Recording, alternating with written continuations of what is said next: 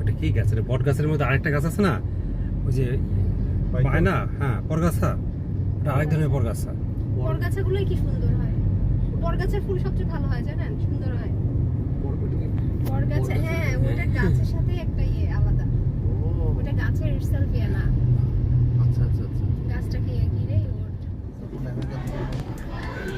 গাজীপুর জেলার জয়দেবপুরে প্রায় 5 একর জায়গার উপর কালের সাক্ষী হয়ে দাঁড়িয়ে আছে ঐতিহাসিক ভাওয়াল রাজবাড়ি। আজ আপনাদের সেই ভাওয়াল রাজবাড়ির বিভিন্ন অংশ ঘুরিয়ে দেখাবো।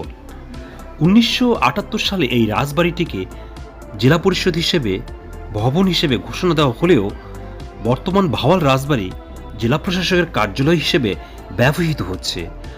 ভাওয়াল রাজবাড়ির সাথে জড়িয়ে আছে ভাওয়াল সন্ন্যাসী রাজা রমেন্দ্র নারায়ণের কথিত মৃত্যুর 12 বছর পর পুনঃ আবির্ভাবের ইতিহাস, যাকে কেন্দ্র করে বিখ্যাত ভাওয়ালের সন্ন্যাসী মামলার সূচনা হয়।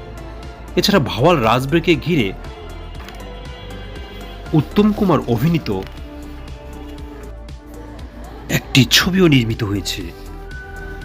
সারা বছর ফুলে ছেয়ে থাকা নাগ নীলঙ্গম ফুলের গাছ, প্রবেশদ্বার পেরিয়ে সামনে এগুলে দেখা যাবে প্রশস্ত বারান্দা ও হলঘর।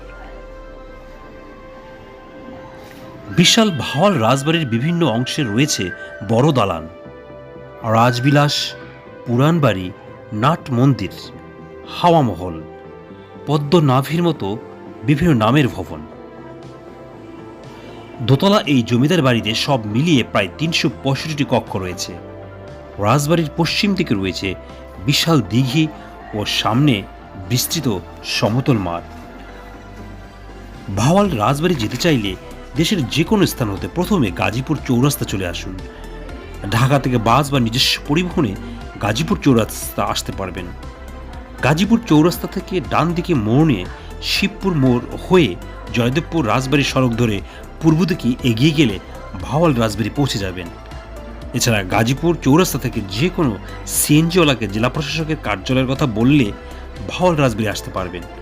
আর ট্রেনে করে জয়দেবপুর রেল স্টেশনে নেমে রিক্সা ভাড়া দিয়ে রাজবাড়ি পৌঁছানো যায়। ঢাকা থেকে ভাওয়াল রাজবাড়ি সারাদিন ঘুরে সন্ধ্যার মধ্যে আবার ঢাকায় ফিরে আসা যায়। তবে প্রয়োজনে রাত্রি যাপনের জন্য ছুটি সারা Nakshatrabari, green view resort, Sohagpolli, spring valley, জল ও জঙ্গলের কাব্য ইত্যাদি রিসোর্টকে বেছে নিতে পারেন। ভাওয়াল রাজবাড়ি থেকে মাত্র 1 কিলোমিটার দূরে রয়েছে ভাওয়াল রাজ সন্ন্যাসেশ্বরী নামে একটি শ্মশান, যেখানে ভাওয়াল রাজ পরিবার সদস্যদের শবধার্য করা হতো। এছাড়া হাতে সময় থাকলে ঘুরে আসতে পারেন ভাওয়াল জাতীয় উদ্যান, নুহাসপল্লী, বঙ্গবন্ধু সাফারি পার্ক।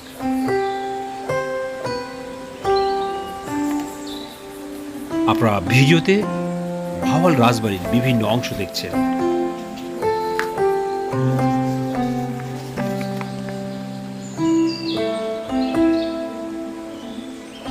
ঐতিহ্যবাহী ভাওয়াল রাজবাড়ির সঙ্গে ভাওয়াল রাজা সন্ন্যাসী মেজকুমার রমেন্দ্র নারায়ণ রায় চৌধুরীর মৃত্যুর 12 বছর পর পুনঃ আবির্ভাবের শ্বাসরুদ্ধকর ইতিহাস রয়েছে।